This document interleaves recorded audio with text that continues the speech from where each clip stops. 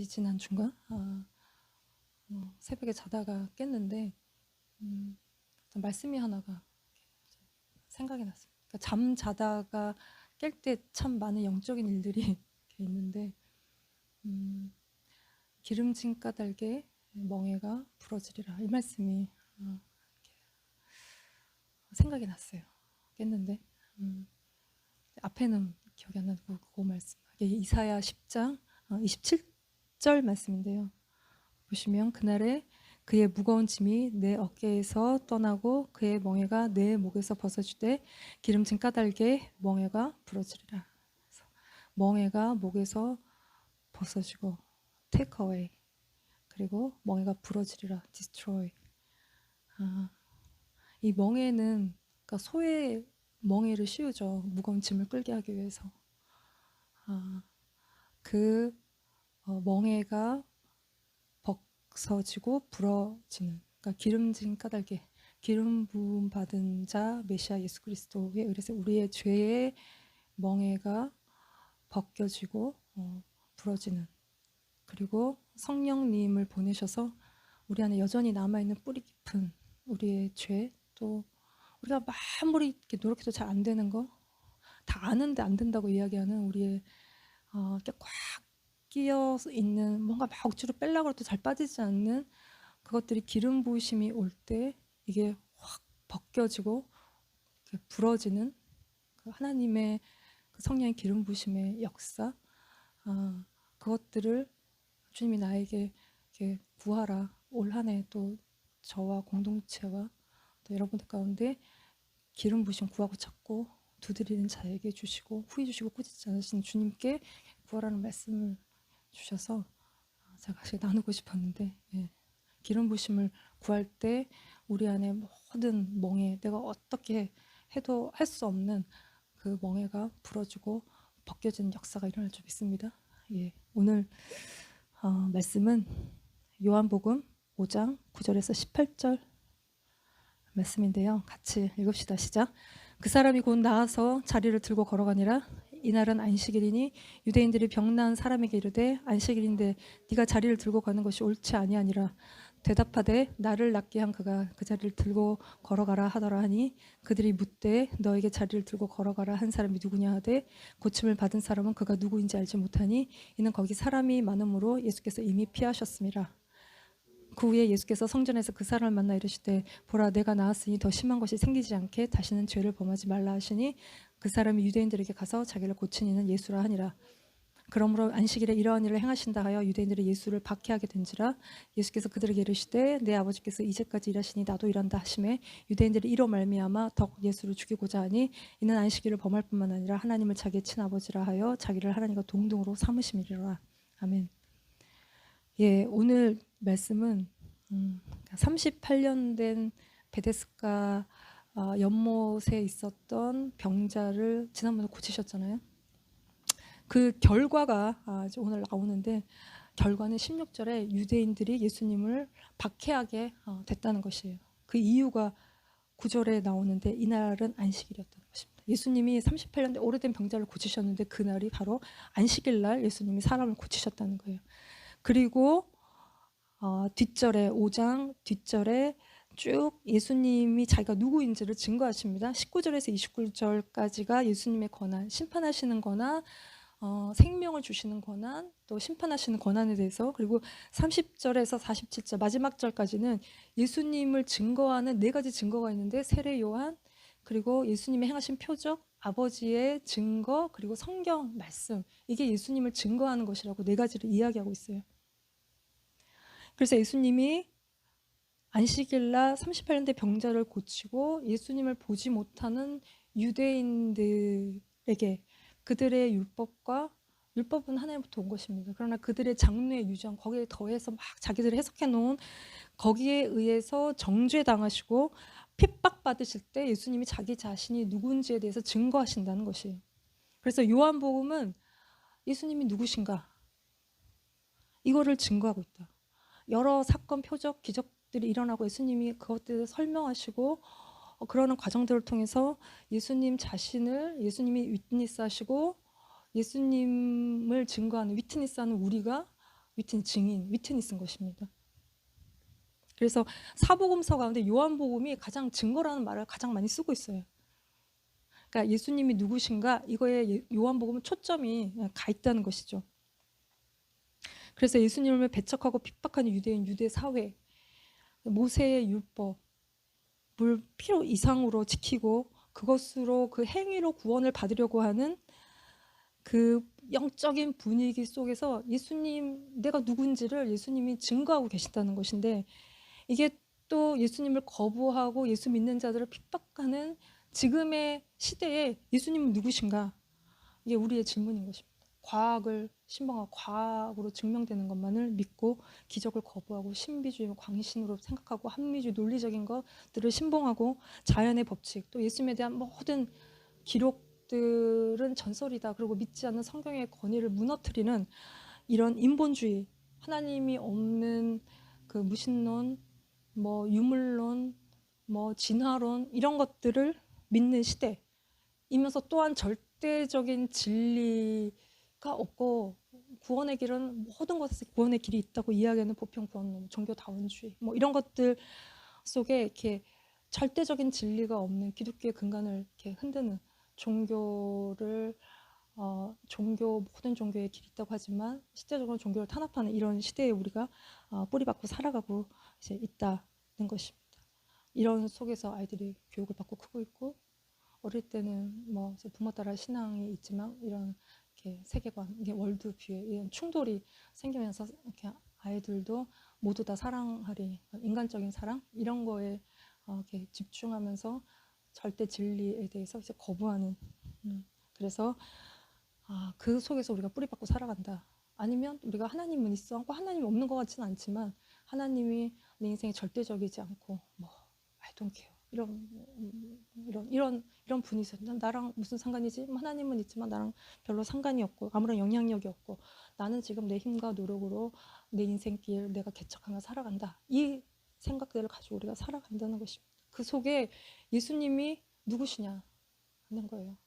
이 질문의 대답이 내 삶의 기초이고 그리고 교회의 기초라는 것입니다. 내가 왜 사는지, 무엇을 왜 살아야 되는지, 어떻게 살아야 되는지 이 답의 기초가 예수 그리스도이시고 예수님이 하나님의 아들이시고 나를 사랑하셔서 십자가에 못 박혀 죽으신 예수 그리스도가 사람이 아니라 하나님이시라는 것의 믿음의 고백의 기초가 우리의 삶의 기초이고 이것이 우리의 모퉁이돌 되시는 코너스톤 되시는 다른 이로서는 구원이 없는 그 예수 그리스도의 고백이 우리 삶의 기초라는 것입니다. 그래서 요한복음은 어린아이에서 어른까지 불신자에서 믿음이 있는 사람들까지 다 이 속에서 주님을 이해할 수 있는, 예수 그리스도를 깊이 이해할 수 있는 그 믿음의 뿌리를 내리는 말씀입니다. 그래서 시편 1장 3절 말씀이 시냇가의 시문나무가 철을 따라서 열매를 맺는다고 했는데 그건 말씀을 이렇게 주야로 묵상하고 그 말씀을 즐거워할 때 우리의 삶에 말씀이 뿌리가 내리고 예수님이 누구신지 예수님께 붙어 있으면 열매를 맺는 삶을 사는데 그 열매를 우리가 주님께 드리는 것이 우리의 삶의 모습인 것입니다. 그런 인생이 되는 것입니다. 그래서 9절, 10절 말씀을 같이 봅시다. 시작. 그 사람이 곧 나서 자리를 들고 걸어가니라. 이날은 안식일이니 유대인들이 병난 사람에게 이르되 안식일인데 네가 자리를 들고 가는 것이 옳지 아니하니라. 그러니까 예수님이 38년 된 병자를 고쳐주시면서 자리를 들고 걸어가라고 한 거죠. 그 사람이 시킨 대로 한 거예요. 근데 그래서 나음을 입었는데 이날이 안식일이었고 그걸 보고 유대인들이 병나은 사람에게 이르되 안식일인데 네가 자리를 들고 가는 것이 옳지 않다. 안식일인데 자리를 들고 가는 게 옳지 않다. 옳다 그러다. 옳지 않다. 그러니까 안식일, 샤밧 이게 이제 예수님이 그러니까 고침받은 병자를 공격하는 포인트에서 예수님을 공격하는 포인트죠. 안식일날 병 고쳤다. 이게 이제 이슈인 거예요.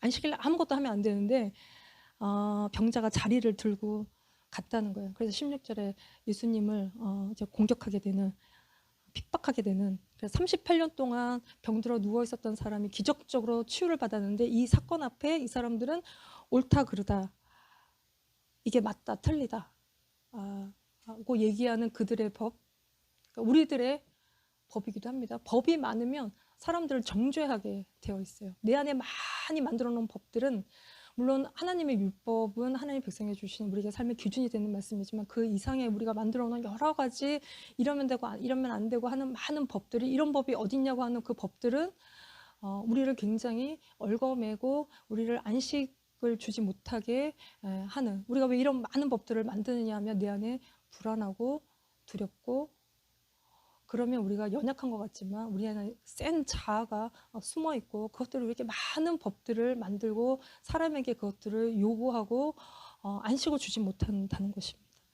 그러면서 자기는 의롭기 때문에 자기의 죄를 보지 못하면 예수님을 보지 못하고 정말 변화되어야 되는 순간에 우리가 이제 도망을 가게 된다는 것입니다.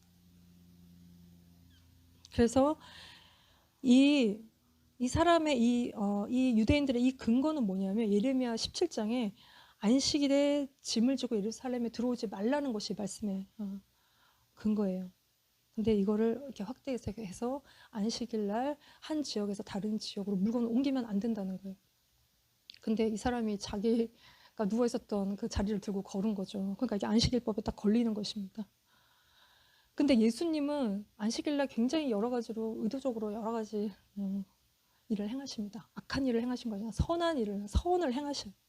귀신을 쫓아내고 손 마른 자 고치시고 뭐 이렇게 꼬부라져서 몸을 펴지 못하는 여자도 고치시고 수정 병든 자도 고치시고 맹인도 고치시고 귀신 들린 자도 쫓아내시고 큰 고통, 낙심, 절망 가운데 있는 자들을 주님이 찾아오셔서 스스로 주님께 나오지 못하는 자들에게 찾아오셔서 이들을 고쳐주시는데, 이런 당시로서는 굉장히 파격적인 그 유대 사회 안에서 이 행동을 예수님이 하시는 이유가 뭐냐 하면 인간 아담 이래로 죄와 죽음, 하나님과의 단절, 그러니까 타락의 상태, 그래서 쉼이 없다. 쉼 없이 살아가기 위해서 일하고 노력하고 애쓰지만 엉겅퀴만 내는 삶, 한계, 결핍 이런 것들을 안고 살아가는 우리의 그 상태, 꼭 38년 된 병자의 병들어 있는 상태가 우리의 상태다라고 보시면 되는 그 우리의 상태 가운데 예수님은 우리에게 안식을 주고 싶은 것이다. 원래 창조 때의 그 모습으로 우리를 되돌리고 회복시키기를 원하신다. 그래서 예수님이 안식일, 그러니까 6일 창조하시고 안식일 날 쉬신 것처럼 그 쉬실 때 만드신 모든 만물의 그 생명과 충만함을 누리신 것처럼 예수님은 우리를 그 상태로 회복되게 하기를 원하시고 우리에게 그 안식일을 주고 싶어 하신다. 그래서 안식일 날 우리는 주님을 깊이 경험하고 다시 오실 영원한 안식을 주실 주님을 바라보는 것이 우리가 이날인 것이. 그래서 안식을 잃어버린 인간을 향해서 안식을 회복시켜 주시고 그때 새 창조 일을 하시는, 구원의 일을 행하시는, 망가진 모든 것들을 회복시키시는, 치유하고 고치시는, 그래서 우리에게 참된 안식을 주시기 때문에 예수님이 안식일의 주인이시다는 것입니다. 그래서 안식일을 지키며 천지만물을 만드시고 이것들을 다시 타락한 세상을 회복시키기를 원하시는, 재창조하고 구속하기를 원하시는 그 주님의 일하심을 바라봐야 되는데 이들이 종교적인 견해로 예수님을 핍박한다는 것이죠.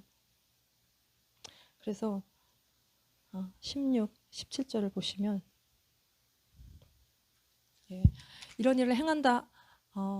같이 읽읍시다. 시작. 그러므로 안식일에 이런 일을 행하신다 하여 유대인들이 예수를 박해하게 된지라. 예수께서 그들에게 이르시되 내 아버지께서 이제까지 일하시니 나로 일한다 하시매.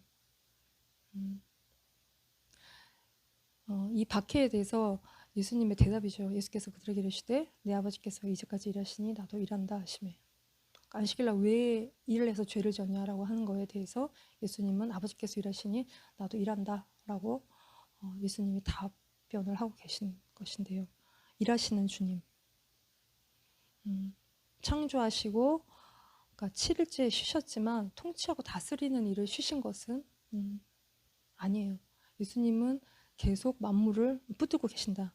그러니까 하나님이 7일째 6일까지 세상 만들고 7일째 다 손 놓고 쉬시면 지구가 돌다가 말고 식물이 태양이 떠오르지 않고 식물이 다 말라 죽고 그러니까 대혼돈의 시대가 일어나겠죠. 근데 우리는 쉬어야 고장이 나지 않지만 주님은 하나님 아버지와 아들께서는 창조 이래로 계속 일하고 계신다. 그러니까 태양 아래 살아가고 있는 모든 자들을 위해서 만물을 붙들고 계신다는 것입니다. 그리고 타락한 세상에 참된 안식이 올 때까지 구원하시는 일을 예수님은 하고 계신다는 것입니다. 그 주님이 우리의 인생 가운데서도 우리의 삶 가운데서도 일하고 계시고 새로운 일을 행하시는 분이시다라는 것이죠. 우리가 보이지 않지만 주님은 일하고 계시고 계절을 돌보시는 것처럼 우리의 인생을 돌보고 계시고 주님은 실수가 없으신 분이다. 우리는 실수가 많고 내가 왜 그랬을까 후회하는 많은 그런 일들이 있지만 주님은 우리의 실수까지도 합력하여 선을 이루시는 선하신 실수가 없으신 하나님이시다. 일하시는 하나님이시다. 라는 것입니다.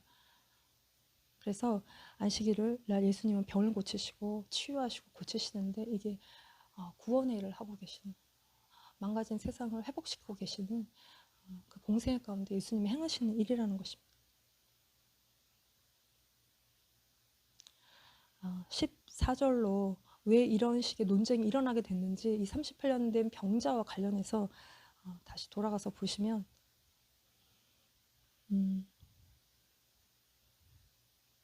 네, 14절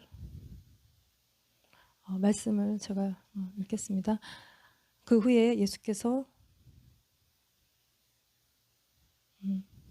성전에서 그 사람을 만나 이르시되 보라 내가 나았으니 더 심한 것이 생기지 않게 다시는 죄를 범하지 말라 하시는데 14절에 보시면 그 후에 예수께서 성전에서 그 사람을 만나서 이르시되 보라 내가 나았으니 더 심한 것이 생기지 않게 다시는 죄를 범하지 말라 라는 말씀을 하세요.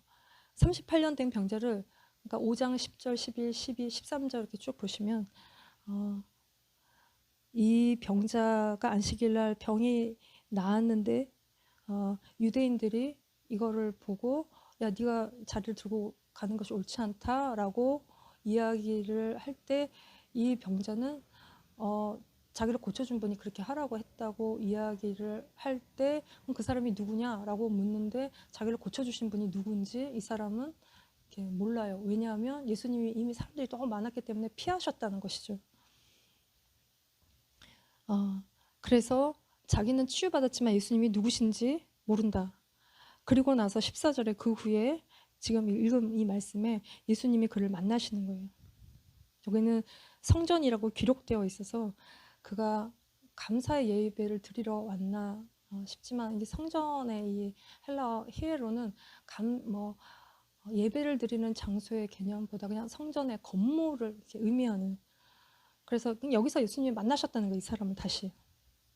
그리고 다시 만나서 자기가 누구인지 너를 고쳐준 분이 누구인지를 예수님이 알리시는 거예요.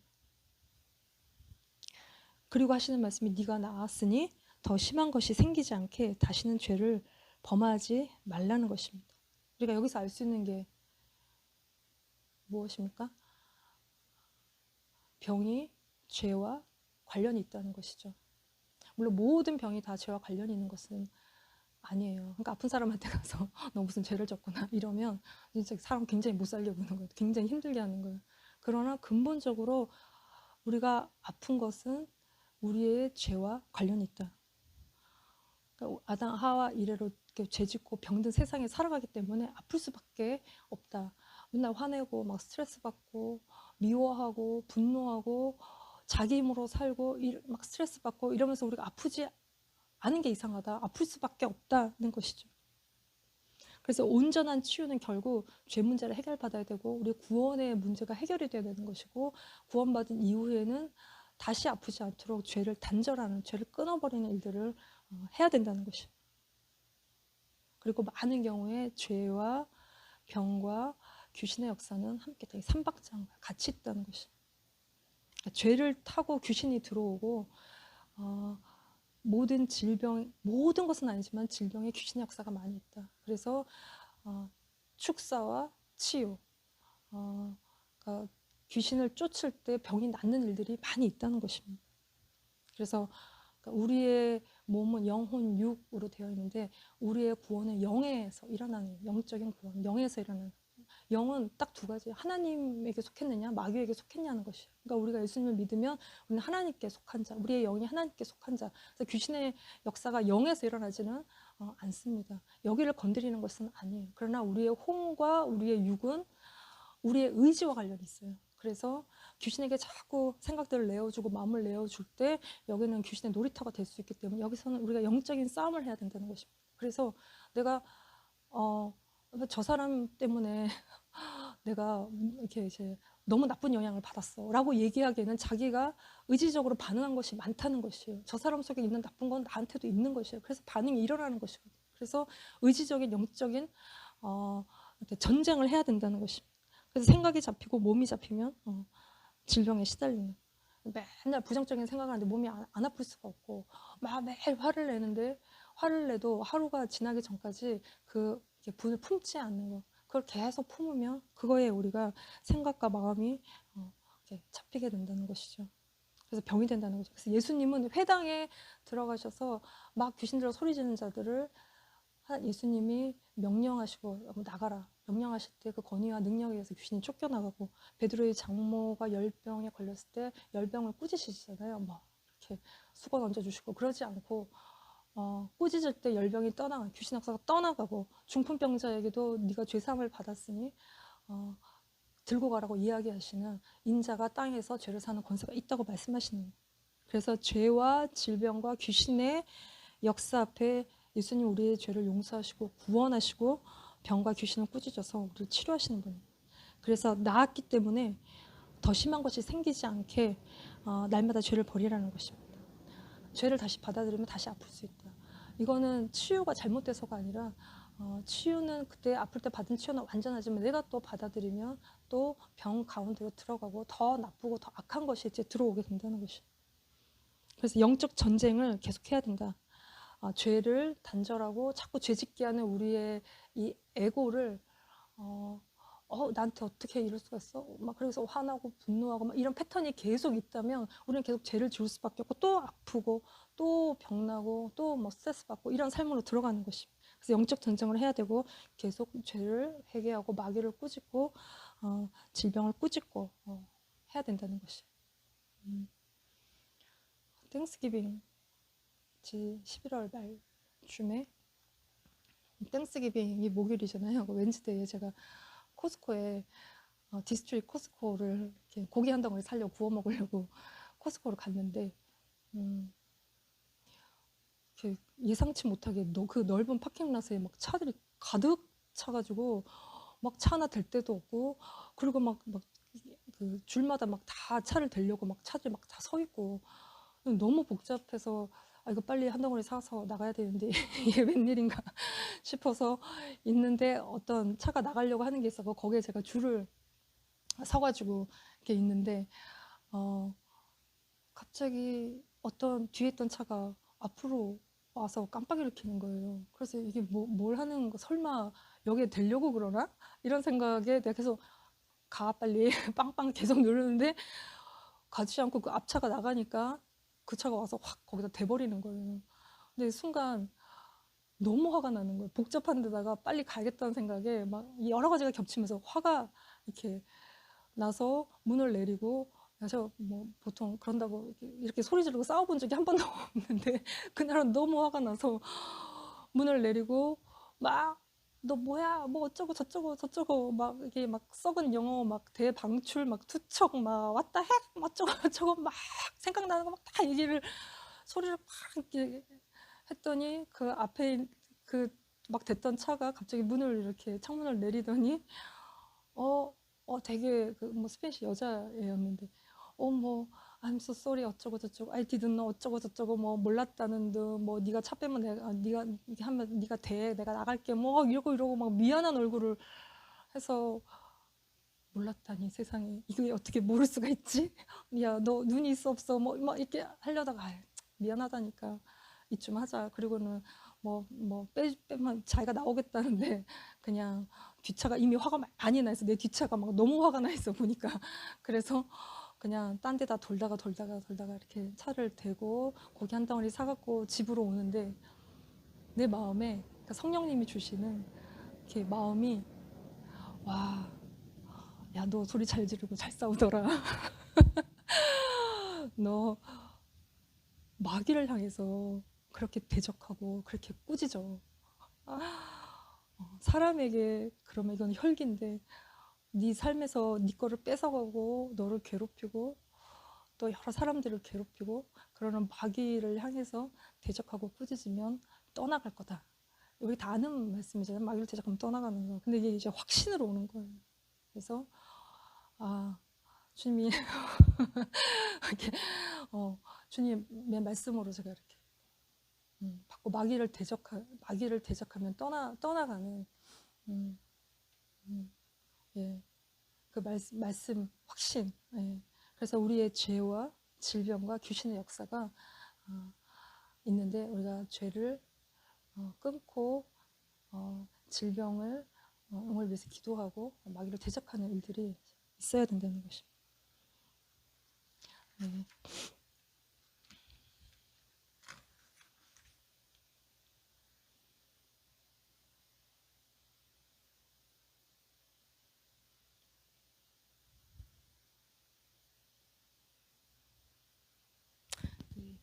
말씀이 15절 말씀을 제가 읽겠습니다. 15절 말씀에 그 사람이 유대인들에게 가서 자기를 고친 이는 예수라 하니라. 그가 자신을 고친 이가 예수이심을 알게 됨이라. 그러니까 이 사람이 14절에 예수님을 성전에서 만났습니다. 근데 그 만난 후에 그 사람이 유대인들에게 가서 자기를 고친 이가 예수라 하니라. 그러니까 이 사람이 예수님을 만난 다음에 유대인들에게 가서 예수님을 알려요. 그러니까 이게 고백이냐, 예수님이 고쳐주셨어요. 뭐 간증하는 고백이냐, 아니면 고발이냐. 그리고 16절에 그러므로 안식일에 이런 일을 행하신다 하여 유대인들이 예수님 박해하게 됐다는 것입니다. 이 사람이 알려준 것 때문에 예수님이 박해를 받는다는 것이죠. 결과적으로는 고발이 됐습니다. 근데 이 사람의 행동이 좀 이해가 다 되지는 않아요. 또 한편 이해가 되는 건 자기가 병은 나았는데 안식일법에 걸리는 거예요. 문제가 생긴 거죠. 그래서 이거를 피하려면 예수님께 나를 고쳐주신 분이 이렇게 했다라고 다 뒤집어 씌우고 자기는 빠져나온 이 비열한 행동이지만 뭐 그럴 수 있다는 생각은 할 수가 있는 것 같아요. 근데 정말 이 사람이 예수님이 진짜 주권적으로 이 사람에게 그 많은 사람들 중에 이 사람 한 사람에게 다 오시고 이 사람 한 사람만 베데스다 연못가에서 고치셨는데 은혜를 굉장히 많이 받은 사람인데 이 사람의 행동은 그다지 은혜 받은 사람의 행동은 아니다. 이 사람이 구원받았을까? 구원받은 사람인가? 저는 개인적으로 이 일을 제기하는 그래서 이 사람이 이 말로 예수님 박해를 받게 됐고 그래서 예수님이 17절에 아버지가 일하니 나도 일한다 하셨고 18절에 유대인들이 여기 보시면 18절 말씀 유대인들이 이로 말미암아 더욱 예수를 죽이고자 하니 이는 안식일을 범할 뿐만 아니라 하나님을 자기의 친 아버지라 하여 자기를 하나님과 동등으로 삼으심이로라. 예. 그래서 안식일을 범한 죄에다가 아버지가 일하니 나도 일한다 이 말을 하심으로 인해서 신성모독 이게 추가가 된 거예요. 이게 블라스퍼미. 신성모독이 추가가 됐어요. 사실 이것 때문에 예수님이 죽으시는 것이죠. 근데 실상 예수님은 하나님이시다는 것입니다. 태초에 말씀이 계셨는데 그 말씀이 하나님과 계셨고 이제 하나님이시다. 이게 요한복음 1장 1절에 선언하고 시작하는 말씀이에요. 만물이 그로 말미암아 지음받았고 생명이 그 안에 있다는 것입니다. 이걸 가지고 유대인들이 예수님을 죽이고자 했고 예수님을 믿지 않는 불신의 세대에게 예수님이 자신을 증거하시는데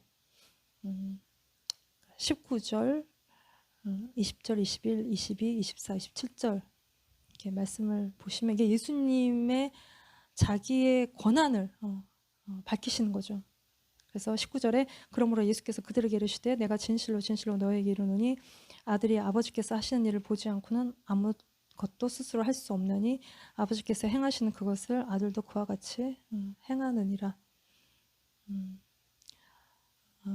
이게 예수님, 그러니까 성부, 성자, 성령 예수님은 세 분이시, 하나님은 세 분이신데 한 분이신 그 존재 방식 이거는 신비의 영역이에요. 그러니까 뭐 과거로 증명할 수 있는 것이 아니라 이거는 믿음의 영역이고 신비의 영역이고 이거 우리가 믿음으로 받아들이고 믿는 것이에요. 그래서 아들과 아버지의 관계를 계속 이야기하고 있는데 이거는 예수님이 아버지 하나님보다 열등하고 불완전하다는 것에 대한 설명이 아니라 동등하고 예수님의 탁월함, 또 아버지와 아들의 하나됨, 나뉘어서 다른 일을 하시는 것이 아니라 같이 똑같은 일을 하시는 동역하시는 뜻이 하나인 분열됨이 없는 그 뜻에 예수님이 복종하고 계신다. 아버지께서 하는 일을 보고 아들 되신 예수께서 행하시는 것, 그러니까 아들이 아버지의 일을 물려받는 것처럼 그 일을 행하고 계신 것, 이것 자체가 예수님이 신적 존재인 것, 하나님도 예수님도 다 그러니까 신적 본성을 가진 공통성을 얘기하고 있는 것입니다. 그래서 예수님은 2000년 전에 인간의 모습으로 오셨습니다. 그래서 1세기 말 초대교회는 영지주의, 예수님의 신성을 부인하는, 요한복음이 써지던 1세기 말에 이렇게 예수님의 신성을 부인하는, 그래서 세상이 예수님을 인간 예수, 뭐 잘해봐야 한 선지자, 아니면 또 십자가에 못 박혀 죽으신 뭐 실패자, 이렇게 이해하고 있지만 예수님은 하나님이시다. 이게 우리의 믿음의 고백이고 이게 우리 믿음의 기초다. 이거를 부인하면 우리 안에 믿음이 이제 없는 것입니다. 예수님이 누구시냐? 하나님의 아들이시다. 이걸 우리가 고백하고 그걸 받아들일 때 우리가 주님을 쫓는 삶이 여기서 나오는 것이죠. 그래서 20절에 아버지께서 아들을 사랑하사 자기가 행하시는 것을 다 아들에게 보이시고 또 그보다 큰 일을 보이사 너희로 놀랍게 여기게 하시리라. 여기서 말하는 더 큰 일, 아버지께서 아들을 사랑하사 자기가 행하시는 것을 다 아들에게 보이시고 또 그보다 큰 일을 보이사, 큰 일은 심판하시는 일, 여기서 말하고 있는 생명 주시는 일을 말하는 것입니다. 그래서 아버지와 아들은 친밀하고 비밀이 없고 아버지의 마음을 예수님 다 헤아리시고, 그러니까 신적 영광, 동등성을 계속 이야기하고 있다는 것이죠. 그리고 21절 말씀 보시면 아버지께서 죽은 자들을 일으켜 살리심같이 아들도 자기가 원하는 자들을 살리느니라. 아들도 자기가 원하는 자들을 살린다. 아버지께서 죽은 자들을 살리신 것 같이 구약에서 아버지가 죽은 자를 살리시고 심판하시고 하신 그 일을 아들도 자기가 원하는 자들을 살린다. 예수님이 자기가 원하는 자들을 살리시는 것, 이건 우리의 어떠함이 아니라 우리가 잘나고 뭐하고 뭐 살림 받을만 하고 어쩌고가 아닌 우리는 다 의는 없나니 하나도 없다고 하였습니다. 자격이 없다. 그러나 이거는 선택과 예정에 속한 이야기이고 우리가 이것을 받아들이는 것이 겸손이고 주님의 주권, 그분의 주권, 그분이 원하시는 자를 살리시는 것들을 우리가 받아들이는 건 예정과 선택에 관한 것이고, 이게 이제 계속 요한복음이 하고 있는 이야기예요. 아버지가 나에게 주신 자라는 개념을 계속 쓰고 있는데 이건 뭐 6장 가서 더 얘기할 수 있을 것 같고요. 그래서 그분에게는 또한 심판하는 권세가 있다. 22절 말씀 보시면 아버지께서 아무도 심판하지 아니하시고 심판을 다 아들에게 맡기셨다는 것입니다. 심판하는 권세. 27절에도 또 인자됨으로 말미암아 심판하는 권한을 주셨다. 인자, 사람으로 오셨다는 것이죠. 그래서 모든 영광 버리고 사람으로 오셔서 수치를 당하시고 죽으시고 부활하셔서 승리하심으로 모든 영광을 회복하시고 그분께서 우리를 심판하실 것이다. 우리에게 생명 주시는 분인데 생명 없는 자들을 심판하실 것이다 라는 것이, 그래서 마지막 때에 생명의 부활, 심판의 부활이 있을 것이다. 24절 말씀에 내가 진실로 진실로 너에게 이르노니 내 말을 듣고 또 나를 보내신 이를 믿는 자는 영생을 얻었고 심판에 이르지 아니하나니 사망에서 생명으로 옮겼느니라. 영생을 얻을 것이다. 나를 보내신 자 이를 믿는 자는 영생을 얻고 심판에 이르지 않는다. 그래서 말씀을 들려올 때 믿으면 영생을 얻는, 사망에서 생명으로 옮겨진 생명에 속한 자가 되는, 그러면 심판에 이르지 않고 생명의 부활로 나아올 것이다 라는 것입니다. 아버지 속에 있던 생명이 예수 그리스도에게로, 그 예수 그리스도의 안에 있는 생명이 이제 우리에게로 오는, 그 생명이 우리 안에 이제 있다는 것입니다.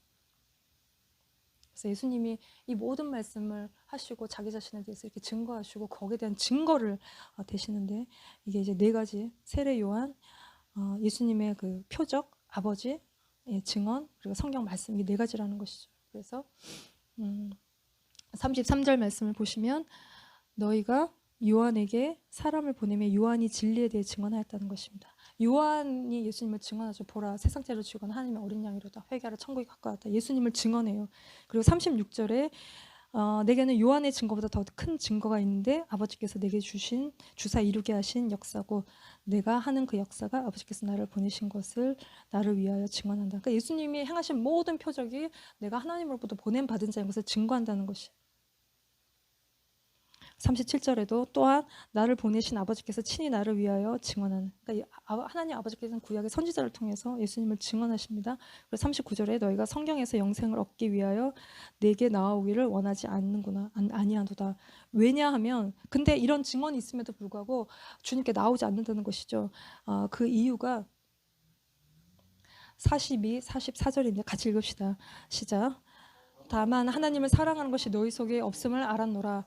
너희가 서로 영광을 취하고 유일하신 하나님께부터 오는 영광은 구하지 아니하니 어찌 나를 믿을 수 있느냐.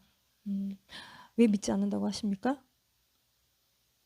하나님을 사랑하는 것이 너희 속에 없다. 그리고 너희가 서로 자기 영광을 취한다. 예수님을 믿지 않는 이유가 자기를 사랑하고 자기의 영광을 취하기 때문이다. 는 것이죠. 행여나 우리도 교회를 다녀도 자기를 사랑하고 자기의 영광을 구하기 때문에 주님을 경험하고 보지 못하고 많이 배워도 진리에 이르지 못하는 꼭 자폐와 같은 영적인 자폐는 자기 생각 속에 살아가지 않습니까? 딴 생각이 들어오지를 못하는데 그 생각이 뭐냐? 자기를 사랑하고 자기 영광을 구하는 그거를 벗어버리지 못하기 때문에 주님을 아는 그 깊은 믿음 가운데로 나아올 수 없다는 것입니다. 그래서 지금 우리에게는 예수님을 증거하는 성경 말씀이 이제 있습니다. 세례 요한에 대해서, 하나님에 대해서, 예수님에 대해서 다 설명하고 말하고 있는 것이 성경 말씀인 것입니다.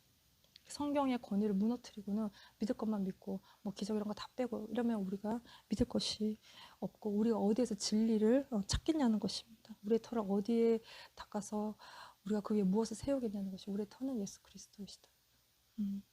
예수님은 건축자들이 버린 돌인데 집에 모퉁이 돌로 머릿돌이 되시는 천하 만민 중에 그 이름 외에 주신 것이 구원 얻을 이름을 주신 것이 없는 그 예수 그리스도의 터 위에 우리의 삶과 우리 교회의 그 모든 것들을 세우는, 그래서 시냇가에 심은 나무가 철을 따라 열매를 맺는 것 같이 우리의 삶에 예수 그리스도를 아는 열매가 넘치는, 또 기름 부심이 넘쳐서 우리의 삶에 내 안에 있는 모든 멍에가 벗겨지는 저와 여러분이 되시기를 기도합니다. 기도합시다. 하나님 아버지 감사합니다. 우리가 더욱더 주님을 알게 하시고 주님을 아는 그 믿음의 뿌리가 더욱 내려가게 하여 주시고 우리 안에 예수 그리스도가 하나님의 아들이신 것과 우리에게 생명 주시고 우리를 심판하시는 분임을 우리가 깨달아 알게 하여서 우리가 두렵고 떨림으로 우리의 구원을 온전히 이루어가게 하여 주시옵소서. 하나님 아버지, 우리의 모든 죄와 우리의 모든 질병과 우리의 안에 역사하는 모든 귀신의 역사 예수 그리스도의 이름으로 명하노니 떠나갈지어다. 아버지 하나님, 우리의 죄가 끊어지고 우리의 질병이 치유함을 받으며 모든 귀신의 역사가 더 이상 우리의 삶 가운데 영향을 끼치지 아니하도록 주님 우리 가운데 날마다 성령의 기름으로 부어주시옵소서. 주님, 일하시는 주님을 찬양합니다. 우리에게 은혜 주시는 주님을 찬양합니다. 신실하신 주님을 찬양합니다. 예수 그리스도의 이름으로 감사하며 기도드렸습니다. 아멘.